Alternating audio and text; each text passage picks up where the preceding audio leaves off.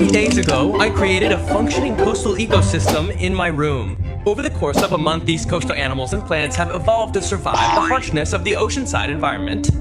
I even simulated a major natural disaster to see how the animals react. While it started as a lifeless desert, it has now transformed into a bustling, colorful beach. But to understand that, we need to go back to the first day. Go back to Rudu materials, and some plants. I started by lining the beach base with sand. Then I added salt water. Although the ocean was initially foggy, after a few hours, the salt mixed perfectly with the water and we were ready to add our aquatic plants. I started with rocks and seaweed. Then on land, I added a piece of wood and some small shells. And in the background, I added moss to represent a seaside forest.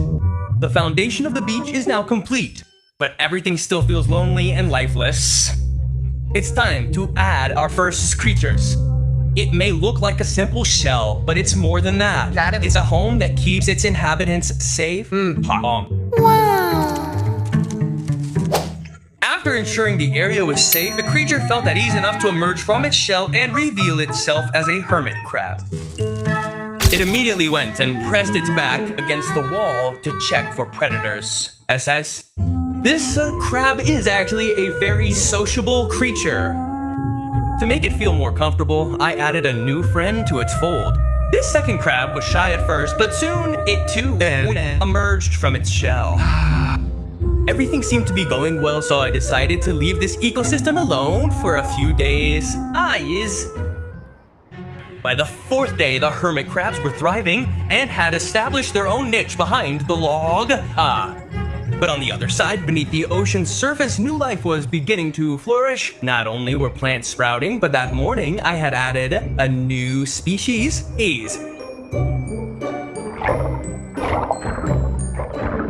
Two small watchmen gobies were swimming around in this part of the ocean they call home.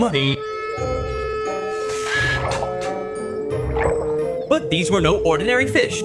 These gobies had the ability to take in a mouthful of sand, filter out their food, and then spit it back out. They were using this ability to dig a small hole for themselves under a rock. Smart. Besides getting a delicious meal, what he's doing is helping clean our sand and helping the entire ecosystem become more self-sufficient. I left the beach alone for a few days, and when I came back on the 9th day, I realized there was a problem. The animals and plants were fine, but they were hiding in some of the glass. The first signs of algae were starting to appear. While it wasn't much, if left any longer, it could ruin the water quality of the entire ocean. Of course, I could clean it myself, but that would be tedious. So I came up with another solution. I went out and bought 5 Astrea snails with pretty shells, and I put them in the ocean one by one. These snails love to eat algae, and if you leave them alone, they'll go around and clean it all up. But the problem with snails is that they're notoriously slow. So to help them clean up any algae that appears, I'm gonna add another creature that also eats algae. Meet the marine hermit crab. You might think we already have them on the beach, but they're actually completely different from the hermit crabs we have on land. First of all, they're about 30 times smaller. And secondly, they have to live underwater and survive on algae. Waves, on the other hand, live on land, eating moss and these little pellets. The newly added waves will do a great job of eating the algae in the rock crevices and areas that the snails might miss. Plus, these hermit crabs are faster than the snails. Oh, okay, maybe not that fast. By day 14, the ecosystem was starting to look pretty cool with all the different types of life in it. But one thing I started to notice was that the moss that was supposed to represent a seaside forest was growing at a rapid rate every day, and the beach was starting to take over. I'd introduced a lot of creatures to the land part of the beach so far, so now was the perfect time. Crickets. They were a great choice. Not only do they love eating moss, but they also won't disturb anything in the water. I added a few around the moss area, and they went straight toward eating the excess moss. But one of them made a mistake. Into the sand near a resting hermit crab. Hermit crabs are usually calm, but if they feel threatened, they will use their sharp claws. The cricket was walking towards its doom. In the next moment, the hermit crab turned and noticed the cricket.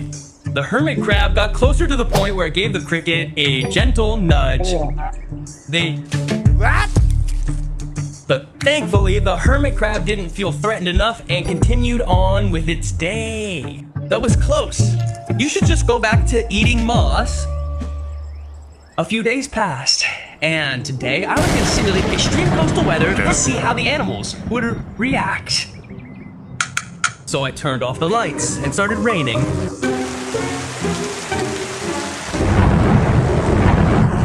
The hermit crab wasn't too happy. He quickly took shelter under a log. While this rain was annoying for the animals, it was actually very important. Because over time, this salt water becomes too salty, and fresh rain helps regulate the salinity to the right level. And during storms at the beach, the waves get higher. So to simulate that, I added a water fountain at the edge of the ocean. The water was now moving fast, and the gobies were hiding under rocks to avoid the current. The snails in their shells were also a bit tossed around, but thankfully for the snails, they were able to cling to the walls and avoid the extreme water conditions. After a while, I retrieved the water pump. The rain stopped, and the lights turned on. The storm had passed. It was now day 22 on our beach, and we were getting closer to the 30- day simulation. Before we ended, I wanted to make sure this ecosystem was self-sustaining. So far, we had plenty of things going for it. Like gobies to clean the sand, hermit crabs and crickets that eat moss, snails that eat algae, and more. But one crucial thing that was missing was a creature that would eat dead organisms and organic waste that could pollute the water. So to solve this problem, I've added a new creature. Meet the puppet shrimp. This is by far the coolest creature I've added to the ocean. Because, I mean, just look at it. The shrimp quickly got comfortable wandering around in its new home. And on the way, it met one of the ocean hermit crabs. This little hermit crab was initially scared and hid in its shell.